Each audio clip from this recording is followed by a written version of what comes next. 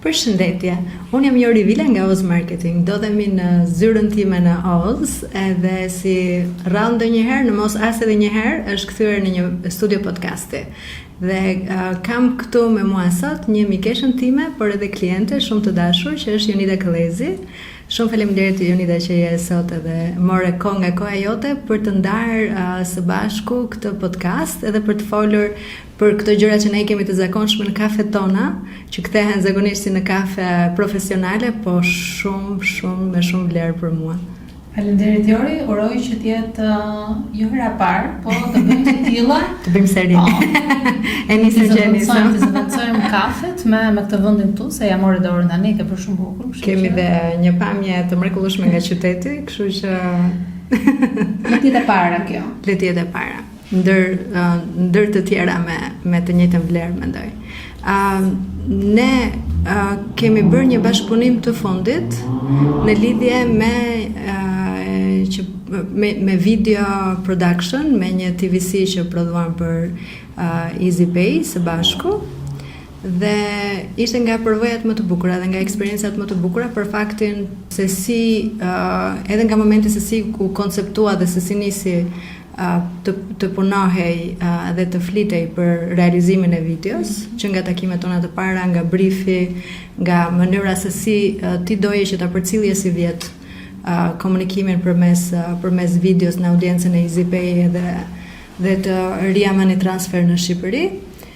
Dhe unë u frymëzova dhe unë ndjeva shumë emocionuar për projektin që kishim përpara, për vetë faktin që nuk do ishte një video me një skenar strikt që fokusohet tek oferta, tek shërbimet e të tjerë, por që do i përcillte të gjithë historinë e vet përmes konceptit dhe përmes teknikës së storytelling.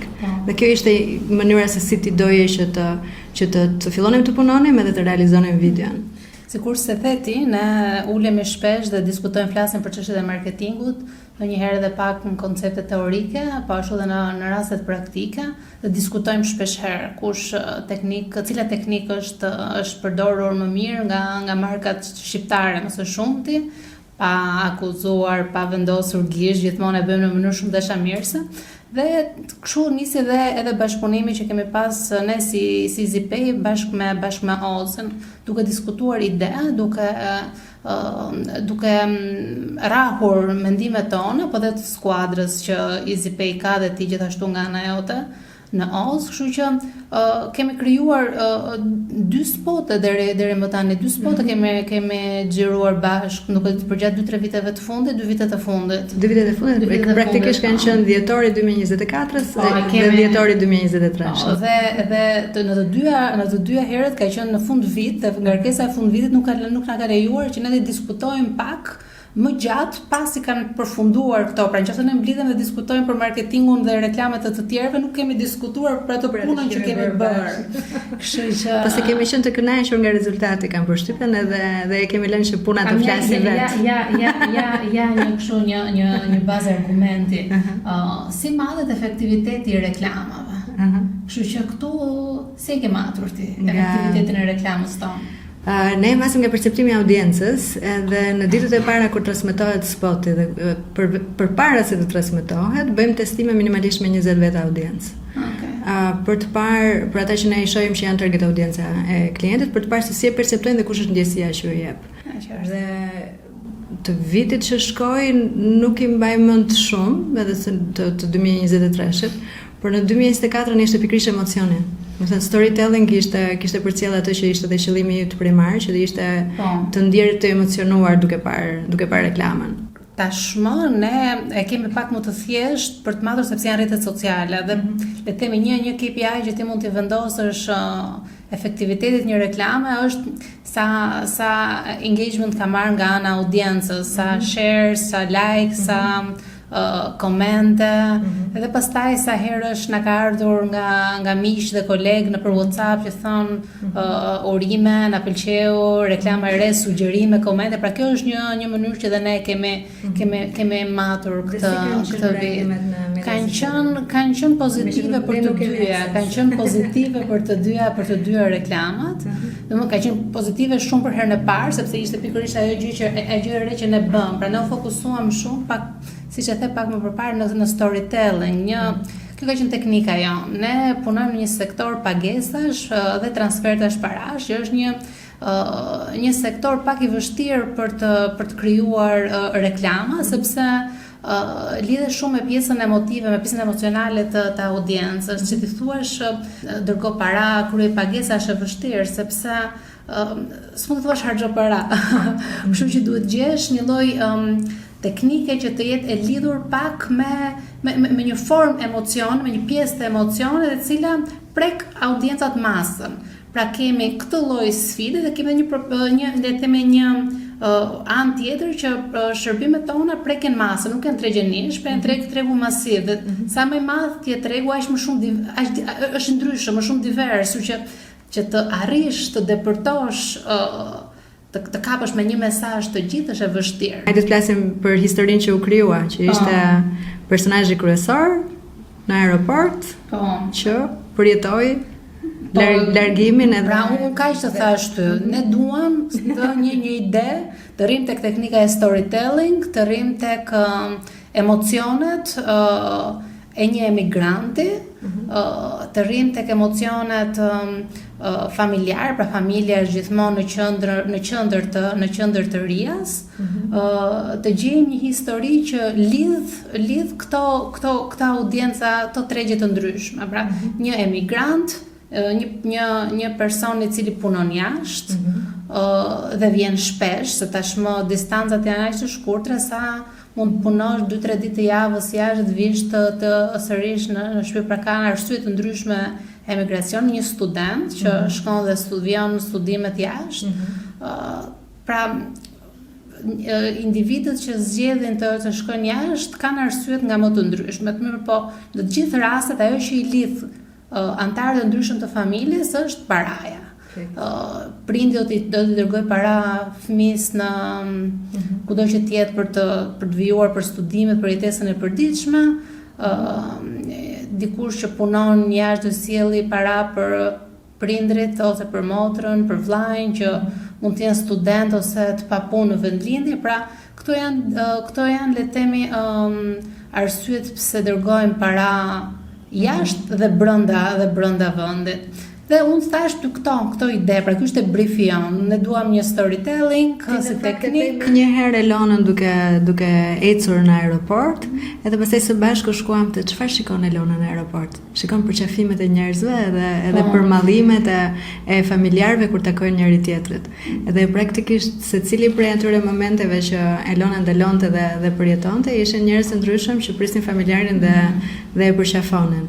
Dhe e bukur ishte që secili prej personazheve që u bë pjesë e spotit ishin me një herë në rol, ishin duke përqafuar sikur vërtet kishin shumë kohë pa u takuar me njëri tjetrin, deri te Jacqueline 9-vjeçaria që përqafoi gjyshin dhe u fut në rol, ndërkohë që ajo e ka tezën që jeton jashtë. Dhe ishte pikërisht kjo që i tham që të kishte në mendje. Eksakt, në familje të gjithë kemi persona që janë jashtë. Ti ke motrën, unë kam vllajën, unë kam jetuar vetë jashtë, dhe ne të gjithë e gjejmë veten te kjo narrativ. Unë mbaj mend kur isha studente vet, një ndër pikat le të themi që mua më krijonte një emocion të fortë, ishte pikat kufitare. Ajo ishte momenti që prindrit që mund na çonin deri tek pikat kufitare aty ndaheshim. Kishte ndërkohë që unë ikja, ndërkohë që unë ikja, vinin të tjerë dhe kishte le të themi sy me gëzim që prisnin nga ana tjetër e kufirit që të përqafonin njerëzit e tyre të dashur. Pra unë e gjeta, domethënë te kjo narrativ unë e gjeta veten, dhe është ajo që ti bën, edhe kur ne udhtojmë sot, çfarë bën kur je në aeroport, ti sheh le të themi ose edhe kur je me rrugë toksore. Sheh njerëzit rrotullteje, çfarë po bëjnë, si veprojnë, sepse është vendi i cili të bën ty që të ndihesh i përfshirë emocionalisht, edhe nëse ti nuk po shkon për emigracion, po shkon për një fundjavë pune, për shembull, ose për fundjavë qefi. Të kur sheh këto janë ato gjërat që të bësh vendet ku ti largohesh nga vendi yt, të shkaktoj një lloj emocione. Kështu që a mendon se ka risk përdorimi i storytelling edhe krijimi i emocionit në marketing? Kush do ishin riskët që do sillte? Apo ka më shumë avantazhe? Unë se kam menduar për të risk, nuk e kam menduar ndonjëherë, pse mendon që mund të ketë risk? Sepse të përjetuarit e emocionit mund të ketë edhe një konotacion negativ tek po të bëj të reagoj. Synimi i reklamës është që të bëj reagoj, qoftë mirë qoftë për keq. Qoftë është i keq ndonjëherë është reagimi më i fortë. Dhe në ato duam apo që reklamat bëjnë njerëzit të flasin. Dhe ti bëj që të reagojnë ndaj produktit. Po ndaj produktit rritet engagement, dhe njerëzit do përfshihen dhe më pas. Kështu që nuk ka një emocion negativ kur është një emocion i krijuar nga storytelling. Në qoftë është politically correct dhe ka e di si është mendoj që çdo reklam, çdo histori ka njerëz që e gjejnë veten, ka të tjerë që nuk e gjejnë veten, ka persona që ndihen të ofenduar në varësi të faktorëve ku ato ndodhen personale etj. Unë mendoj që një reklam e mirë nuk duhet të jetë ofensive, nuk duhet të ofendojë askënd. Pra duhet të jetë brenda etikës, domethënë duhet të japi mesazhin që ka, pra produkti duhet të mbetet vizibël në pjesën e reklamës, pra nëse ta lidhim nga ana e biznesit, ti e bën një reklam që të marrësh benefitin tënd, që do të shitet në fund të gjës. Por deri atëherë duhet japësh dhe mesazhe të tjera. Ato mesazhe të tjera nuk duhet të jenë. Ne nuk duam të godasim as kakofoni mesazhe. Nuk duhet. Një mesazh i pastër edhe i qartë. Por kjo nuk do të thotë që ka njerëz të cilët nuk do të ndihen jo mirë apo jo të mund të ketë. Unë mendoj që për aq kohë sa ka engagement, për aq kohë sa ka reagim, reklama e ka bërë efektin e saj. Të tregoj kush ishte pjesa e preferuar e imja e reklamës? Mesazhi i byrekut. Sa ajo e bënte totalisht shqiptare, totalisht personale, dhe që mendoj që përmes atij mesazhi të vogël, përveç gjithë situatave të krijuara dhe përqafimeve, ai mesazhi ishte i përfshin edhe i unifikon të gjithë shqiptarët në një mesazh. Dhe dikush që e kishte parë reklamën në fakt e kishte keq kuptuar, sepse mendonte që byreku do blihej jashtë. I thashë jo, është më fal se nuk të dash byrekun me vete. Se ta ku do ta gjente byrekun jashtë ajo, e mban mend gabimin. Do ta shikte prapë reklamën.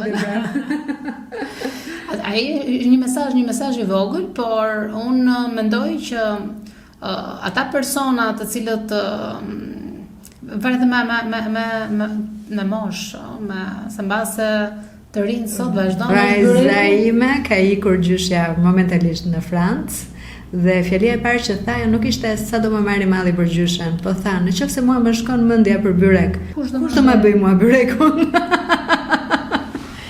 Edhe po i mban qëndrim gjyshes për çështjen e byrekut. Pra një brand i mirë, byreku i gjyshes dhe i mamit për ne është shumë pjesë e traditës shqiptare. E ke vënë re që shumë brende shqiptare ose qoftë edhe të themi profesionist shqiptar mund edhe të kompleksohen për vlerat tradicionale shqiptare për shkak të një etnofobie që neve kemi kaluar ndër vite, ndërkohë që së fundmi brendet janë duke i përqafuar edhe më shumë tradicionale, sepse e kanë parë që edhe turistët nuk vinë thjesht për shkak të betonit apo për shkak të qytetit, vinë për natyrën, vinë për traditën dhe kjo është ajo që na diferencon, që na bën unik edhe që është vlerë. Kështu që mendoj që brendet që din ta përcjellin këtë dhe ta përqafojnë janë në fakt duke fituar. Ka qenë një gjë tjetër që më kujtohet tani dhe vjen për qeshur kur po shkruani pjesën e byrekut. Në atë periudhë Elona nuk ishte filluar dietën, se tani më ka thënë që jam në dietë strikte dhe nuk bëj më brumra. Po bënte byrek dhe nxirrte çdo 2-3 ditë në storyt e saj në Instagram. Byrek, që mësoj një sot byrek nuk mësove. Nuk ka sjell as këtu, edhe këtu ka thënë fjalën. Juve ju ka bërë petulla kur keni bërë xhirime dhe një reklame, kështu që për reklamën e parë ka ngrënë shumë petulla dhe jo vetëm. dhe byreku ishte edhe, domethënë përpos këtyre gjërave të tjera ishte edhe një element që unë e lidha me Elon, pra po të kishte që një personazh tjetër mbase nuk do më kujtoj byreku dhe do vendosim një element tjetër brenda në reklam, po Elona ka të natyrën e saj aq popullore që është aq e lirshme kur flet ball për ball, por edhe në rrjetet e saj sociale, më thënë, po, është natyrshme, është vetë e vetë, pra nuk mund të nxjerrë shumë një sallat me avokado, por jo, është tek gjëra tradicionale të tonat, bën byrek, bën petulla, bën pul me pilaf dhe nuk ka komplekse të kësaj natyre. Komplekse, eksakt, që ti reklamoj ose të thotë të flasë çka ka bërë, çka ka ngrënë etj. Të flasë për kuzhinën italiane, që gjithashtu e një mirë. Që këto janë elemente në fakt që shkuan të gjithë bashkë për zgjedhjen, pra zgjedhëm storytelling, zgjedhëm një histori, kapëm një histori njerëzore që lidhet me gjithë ne, që gjithë ose pjesa dërmuese audiencës tonë ta gjej veten, zgjedhëm një vend i cili është aktualisht vendi, le të themi pika më përdorur për të udhëtuar jashtë shtetit, që është aeroporti, zgjedhëm një personazh e cila është e qeshur, është alegre, është e dashur, pozitive për pjesën. Është edhe aktore e mirë. Shumë e mirë. Futet me një herë. Të lëshë bërë 2 herë një xhirim, me xhirimin e parë ka Elona për një herë. Me të parën. Dhe bëjmë disa dubla ekstra që ti kemi, por jo se të është nevojshme. Ndërkohë, me që po flasim për Elonën, Elona Dura është prej disa kohësh brand ambassador i EasyPay. Çfarë duhet të përmbushë një influencer? Çfarë kushtesh duhet të përmbushë një influencer për të qenë një brand ambassador i EasyPay? Për ne është e rëndësishme fillimisht të jetë një fytyrë, një karakter, një zë i qartë dhe i pranueshëm nga të gjithë. Pra unë si thash pak më përpara, audienca jonë është masive, është e gjerë, është diverse, sepse ne kemi një gamë të gjerë shërbimesh, pra duke filluar nga pagesa digjitale që i ke në aplikacion, pjesa e fintechut, nga pjesa e agjendëve, pagesat për sektorin, për atë pjesë të audiencës që janë në bank, që nuk kanë llogari bankare, që vazhdojnë paguajnë cash, deri tek remitancat, transferet, dërgesat e parave jashtë vendit. Pra duke marrë parasysh që është audienca është kaq diverse, duhet një person i cili të jetë të njihet nga të gjithë këto, le të themi grup mosha ose targete me karakteristika të ndryshme, të jetë ta kuptoj çfarë është duke thënë, ta ketë përdorur vetë produktin, shërbimin, sepse ne dimë që një pjesë e mirë e influencerave nuk është se përdorin shërbimin që reklamojnë, dhe kur ti nuk e përdor atë që nuk e bën dot tënden, që të jemi të sinqertë, duket, domethënë një audiencë që është kjo e sotme që janë shumë smart e dallojnë kur dikush është duke fake, është duke bërë sikur, dhe kështu që këto janë të rëndësishme për ne. Pra ky imazh që këto karakteristika është shumë e rëndësishme. Dhe Elona i ka pas që në fillim, domethënë e ka bërë të vetën që në postin e parë që ka bërë për ne, e ka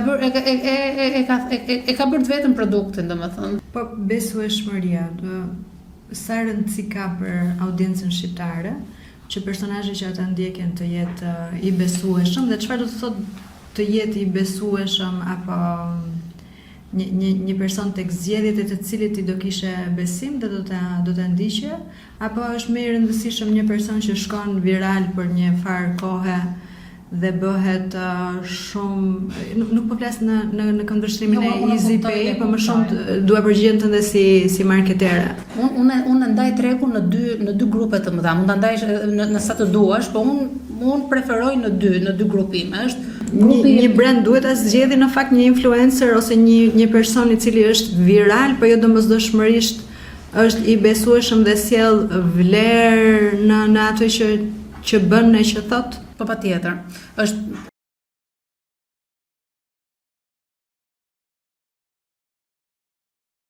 bërës opinioni apo një lider opinione. Unë do zgjidhja një bërës opinione.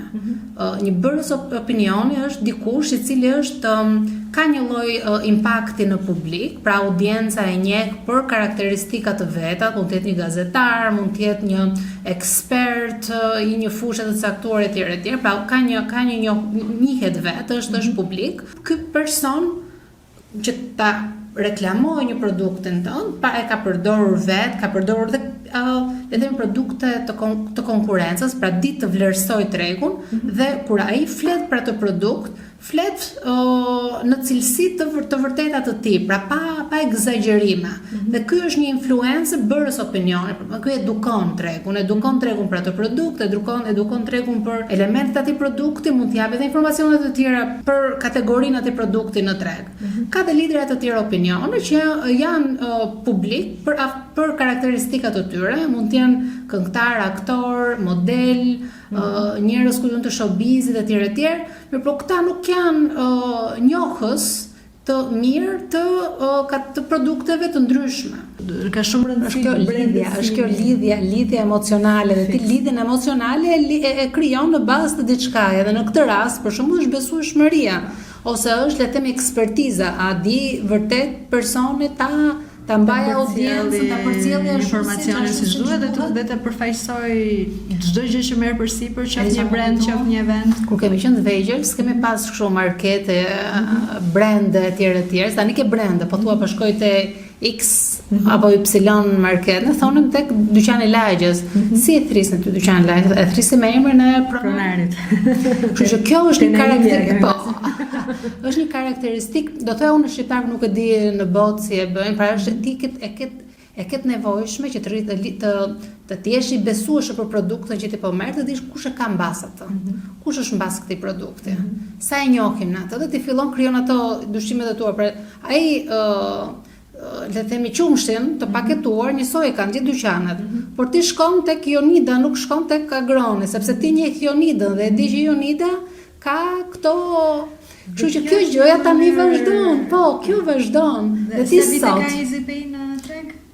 Ne kemi këtë vit, vitin e 15. Viti i 15. Dhe një ndër gjëra është ngritur brandi, ka qenë duke u lidhur ngushtë me Lindën. Po, domethënë ajo çka ne bëm që në fillim, sepse kjo ka qenë një ndër bisedat që u bëja dikur me Lindën, që në 2010-ën, thoya që shqiptari pikërisht me këtë lloj, le të themi kjo është analogjia që unë ndjek, domethënë. Dhe kjo është për brezat tonë, domethënë nuk e di, brezat e rinë tani është ndryshe, ka lënë me influencerë, nuk e bëjnë këtë analizë kaq të detajuar. Jo, mendoj që këta e bëjnë edhe më shumë.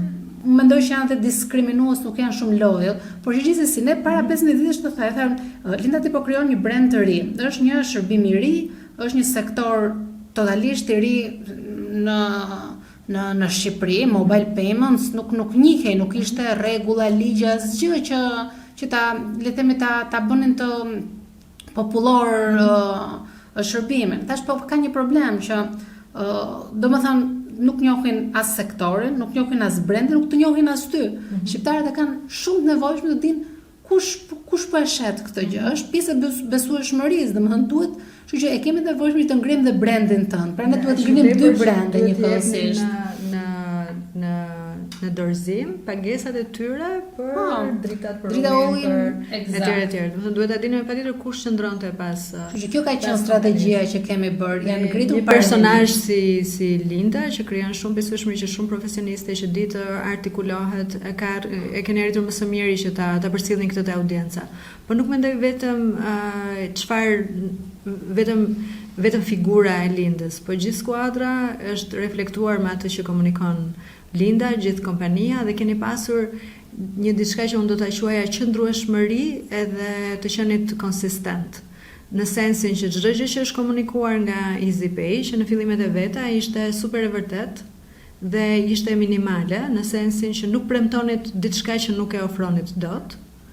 Siç mund të bëjnë shumë kompani që përdorin slogane të përgjithshme që duket sikur do shkosh atje do zgjedhësh hallet e gjithë jetës, por në fakt do marrësh vetëm një shërbim shumë minimal që do të zgjidhë një gjë. Sepse lidhemi këtu, kjo është ajo që po thonë pak më përpara, se duke futur fytyrën tënde në lojë, pra ti e kupton, brendet e ke përgjegjshmëri. Ka një lloj përgjegjshmërie. Është ai që ka të nevojshme që jo vetëm të shohë njerëzit pas kompanisë, por mundësisht jo vetëm pronarin, por edhe kush janë drejtuesit, edhe kush janë punonësit e thjesht. Ki në mendje Patokën. Patoko pati shumë vizibilitet edhe për faktin se si komunikon arbri. Se e kam përmendur edhe diku tjetër që ma hoqën nga podcasti, por këtu nuk e heqin dot. Mendoj që gjithsesi e ka lidhur vetë me veten e vet, dhe ai ka treguar komplet misionin, vizionin dhe se çfarë ka në mendje dhe se kush është skuadra. Pjesa tjetër e skuadrës nuk janë në Shqipëri, më së di. Dhe gjithsesi njerëzit e kanë lidhur dhe e kanë kuptuar vetëm prej tij, domethënë janë lidhur me të dhe është brezi i ri kryesisht që e njeh.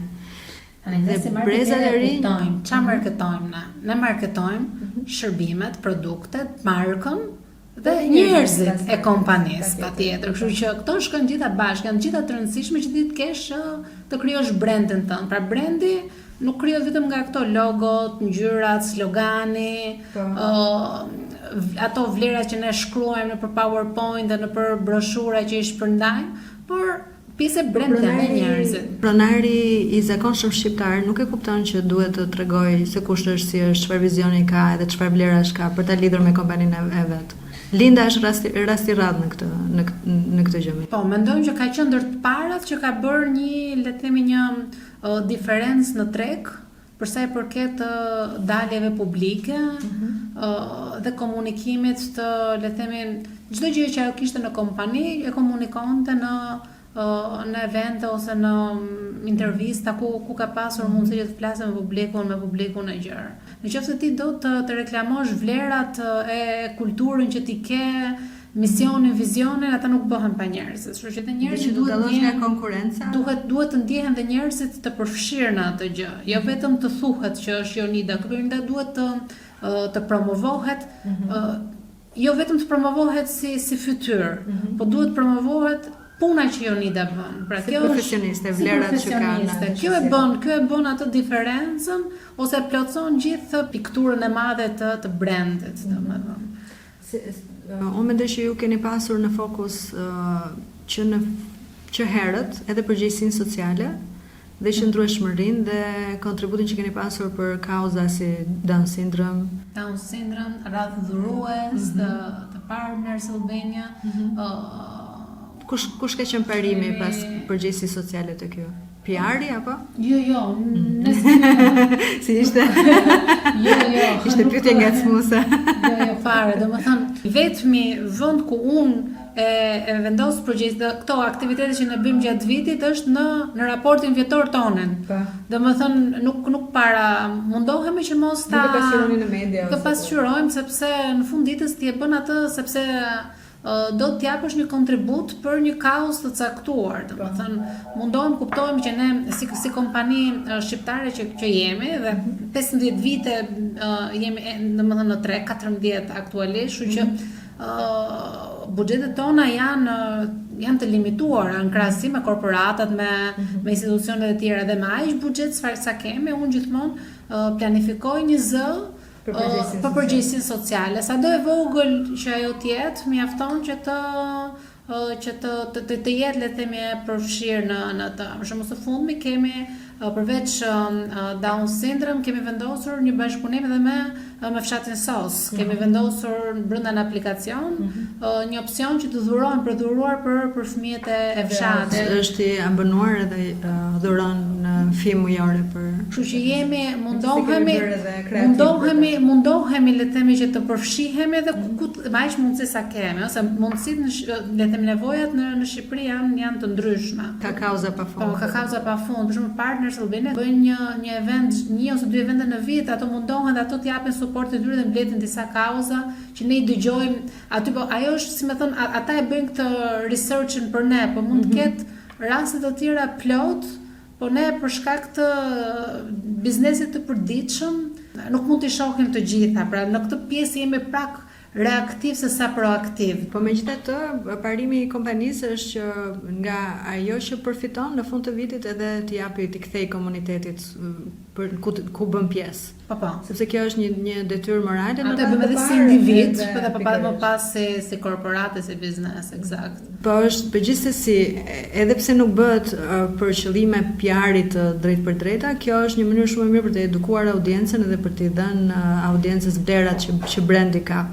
Dhe unë kur e shoh që ka rezistencë nga brendet për të përfshirë përgjegjësinë sociale në strategjinë e tyre, më vjen shumë keq, sepse mendoj që ka një vlerë të jashtëzakonshme. Edhe ne në çdo strategji që bëjmë, përpiqemi që ta përfshijmë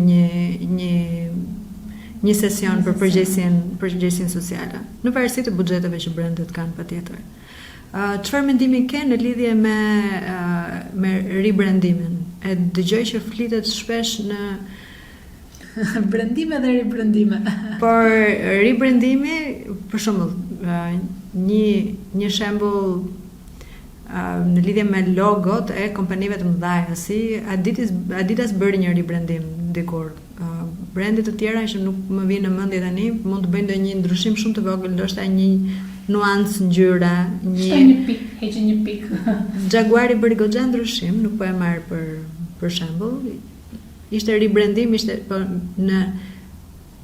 në minimalizim të brandit. Po më pati shumë zhurmë, edhe Jaguarin, nëse e ke ndjekur, nuk e kam Jaguarin si logo. A se kam e hoqe? E hoqe, ka një font kështu shumë të thjeshtë. Me emër. E minimizuan, edhe bën edhe një spot. Mos po hikën kjo ideja e këtyre, po ngelet, po hikën ideja e markës që të ketë një shenjë, simbol. Çfarë mendon për ribrandimin e brendeve, qoftë brendet e luksit, qoftë brende të tjera që ribrandohet, po në konceptin e njerëzve duket sikur bën thjesht një pikë më shumë ke logoja. Pra të pikën, ajo është biseda e përditshme, shto një pikë, ish një pikë. E di si mendoj që brendi është historia jote. Pra ti ke krijuar atë emrin, ato elemente siç ta mbak më para njerëzit dhe çdo gjë tjetër, sepse është pjesë e historisë tënde. Pra ato janë pjesë e biznesit. Dhe biznesi yt ndër vite ndryshon. Ti ndryshon modelin e biznesit, shpeshherë për shkak të kushteve në mjedisin që ti jeton, faktori ekonomik, politik, social etj. Pra biznesi yt ndryshon. Dhe si ti ndryshon edhe misioni dhe vizioni yt, sepse ti do përshtatesh me mjedisin ku ti po operon. Kështu që rrjedhimisht duhet të ndryshoj, duhet të përshtatet me këtë ndryshim edhe pjesa e brandit. Pra unë shikoj si të nevojshme një brand që të ribrandohet. Pse e tham? Po do ishin hapat. Po të ndryshon kultura, po të ndryshon misioni, po të ndryshon vizioni, po të ndryshon vlerat që ti dje i kishe, i ke arritur ato. Tani ka ardhur kohë që të kapësh diçka tjetër. Dhe si e tillë ka nevojë e gjithë gjëja të marrë rifreskimin sipas kësaj. Këto brandet hedhin të themi 500 milion lek të reja jo për atë pikën, por për researchin, rikonceptimin, misionin, të shkojnë të gjitha, patjetër, domethënë të gjitha ribrandim për mua është e gjitha.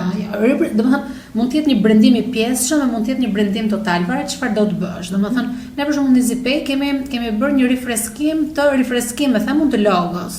Logo e dikurshme ka pas një ekran brenda në emër. Emri unë e donim që të ishte pjesë, sepse si një kompani që nuk njihet ende në treg, këtë nevojshme të ishte emri që të forcohet bëhet brand awareness. Ndërkohë kishim qejf që të kishim ato elemente që të luanim më vonë që nuk luajtëm kurrë me telefonin, si simbolin e telefonit. Që nuk luajtëm, pse nuk luajtëm? Po sepse ishte shumë njerëzit kishin nevojë që të njihin emrin. Domethënë në mënyrë të vazhdueshme, kompania e re, buxhetet e marketingut kurse ishin këto komunikimet, nuk ishin aq të mëdha që të reklamosh në televizion pafund që të fiksohet emri, kështu që erdhi e nevojshme që emri të rinte pjesë dhe unë mendoj që nuk është keq që të emri si logo, domethënë është si primar. ai telefon nuk e përdorëm kurrë, nuk e përdorëm. Me kalimin e viteve, audiencat e reja nuk e njihnin, ai ishte një Alcatel. Alcatel ka qenë telefonit në formatit Alcatel them unë, po që një stili atyre telefonave të mëdhenj që nuk kanë qenë smartphones. Ndërkohë që audienca e si ka telefona me dorez. Ato me dorez, ato me antenë të vogël, ka një antenë të vogël. Alcatel, Ka pas një ekran të vogël dhe një pjesë të madhe, 80% e ekranit ishte me numra. Dhe smartphone-ët nuk kanë qenë atëherë, domethënë në 2010 që kemi filluar në EasyPay, ne kemi pas Nokia Business telefon, pastaj doli BlackBerry dhe më vonë doli iPhone, Samsung e tjerë. Pra audienca e re nuk e nuk i njohin telefonat e vjetra. 2010 një Nokia kam pasur tash. Dhe kur i pyesnim vitet e fundit brezin e ri që i kemi edhe pjesë të stafit, pjesë më thonin, çfarë mendimi ke për logun? Një thonin, zhduket një telefon, ç'është kjo gjë që kaq e shumtuar, domethënë është e vjetër. Edhe u përditësua. Ajo përditësua, por ai telefoni për mua, për lindën, për ne që kemi qenë pjesë e krijimit brandit, ishte ajo lidhje emocionale, ishim të lidhur, nuk donim ta hiqnim deri diku. Por pastaj unë shikja në kuadrin e brandimit të pikave. Kur ne brandonim pikat fizike, ai telefoni nga ana teknike na zënte shumë vend dhe detyronte logon të ishte shumë e hollë dhe nuk binte shumë në sy. Kështu që duhej ishte nevojshme që logon të ishte më bold, të ishte le të themi pak më që edhe të zinte më shumë vend që nuk kishte. Të kishte volum në vetë. Pra, por çështja teknike na erdhi si nevojë që ta hiqnim telefonin, se për çështje emocionale ta kishim akoma. Kështu që bëm një kërkim tonin, me një kampion jo shumë të madh, po ishim ne pak a shumë përfaqësues nga mosha të ndryshme dhe morëm vendimin që ne ta hiqnim. Dhe ne quajmë një slide të rebranding, një brandim i lehtë. Kjo sfida e kampionit të vogël, unë mendoj që në kërkim cilësor, kur ti do të marrësh një feedback të detajuar, mendoj që edhe kampionet e vogla kanë vlerë. Ti si mendon? Varet kush është kampione. Pra nëse ti ke zgjedh një kampion i cili ka argumenta, prandaj them kërkim cilësor, do të thotë që marrësh një feedback, sepse ato ti do pyesësh, pra pse të pëlqen, dhe ne këtë kemi bërë. Pra, këtu kampion ka qenë deri diku cilësor. Pra, un kam pyetur persona që merren me prodhimin e reklamave. Kam pyetur menaxherët e shitjeve që ne kemi që janë në terren, pra që shohin konkurrent, kompani të ndryshme etj. Pra i shohin, vëzhgojnë si janë brandimet në terren. Pra kam pyetur designers, ata që merren me krimet e logove, brandeve dhe njohin trendet e reja, dhe persona brenda stafit të cilët mund të dinë ose mund mos dinë shumë. Pra, le të themi, personat të cilët dinin vërtet, jepin argumente të cilët ishin edhe të ngjashme me njëri tjetrin dhe kjo është eksperti është ekspert në fund të ditës, kështu që do duhet ja marrim përsipër opinionin, që bërës opinioni. Dhe sa të vështirë ka mendon ti një pronar biznesi shqiptar që të marrë opinionin e një eksperti kur ai vetë nuk është ekspert në një diçka. Pronari është i përfshirë sepse sheh kostot dhe të ardhurat, domethënë sheh pjesën sasiore dhe lidhjen emocionale që ka. Domethënë sheh disa elementë që stafi nuk i sheh. Ka fjalën për të jashtëm më shumë se sa për stafin e vet. Domethënë për ekspert të tjerë, domethënë në sensin që dhe jo nuk po flas për EasyPay, po flas për në përgjithësi që pronarët shqiptar janë shumë të lidhur me brandin që kanë. Dhe nuk pranojnë të ribrandohen. Jo, dhe kanë të vështirë që të marrin feedback nga të tjerë. Qoftë edhe në Shqipëri të gjithë japin mend, kështu që është pak personale nga pronari i biznesit dhe sa njohuri ka ai person për marketingun, për kompaninë e vet, për markën e vet, dhe sa shumë i beson ai asaj gjës që ka. Dhe sa mendje hapur është për të marrë. Sepse ti edhe brandimi, se ne e quajmë e marrë ndonjëherë si lojë, se ribrandimi është një proces për net marketingu të shumë i vështirë. Se është një fjalë goje, hajde ribrando, po që të ribrandosh do të thotë që përveç këtyre gjërave që shkruajmë nëpër këto letra tona në kompjuter, pa është një e para punës dhe super buxhet. Sepse ti do prodhosh materiale. është kostor në kohë, sepse ti duhet, nëse ke pika fizike, duhet i heqësh gjitha reklamat që ti ke dhe duhet i ribësh të gjitha që ti jenë uniform. Pra pastaj do të monitorosh vazhdimisht kush pik nuk është brenduar, kush reklam nuk është zëvendësuar, domethënë kush te One ishte që u ribrendua disa herë. One u ribrendua disa herë 2 vitet e fundit, 2-3 herë, më duket 2 herë po. Dhe dukej sikur bënte ndryshime të vogla ose jo, duket se kanë bërë ndryshime të mëdha ato. Po që për ta unë mbaj mend sepse ne jemi distributorë tyre digital dhe mbaj mend që ne u morëm me gjithë pikat tona, duhet ndryshonim logon atyre, po ne jemi vetëm një prej distributorëve të One-it. Dhe sa pika të tjera fizike ka One-i ose komunikime që ka në media, domethënë të ndryshosh të gjitha ato është një punë kolosale, domethënë është që vjen nga një kërkim, që vjen nga ekspertët, që vjen supozohet që të jenë bërë gjithë ato kërkimet paraprake, pra të ketë fakte, shifra të vendosura për këtë gjë, që të arrish të zgjedhjes e ngjyrës purple dhe jo roz, portokalli dhe jo të kuqe etj. Pra teorikisht, se edhe këtë diskutojmë shpesh, market research duhet të jetë shumë i rëndësishëm marketing. Këtu në Shqipëri ekziston shumë si e sheh ti. Deri dje vetëm nga korporatat. Kërkoj vetëm nga korporatat. Dhe a bëhet? Që bëhet mirë edhe ka profesionist.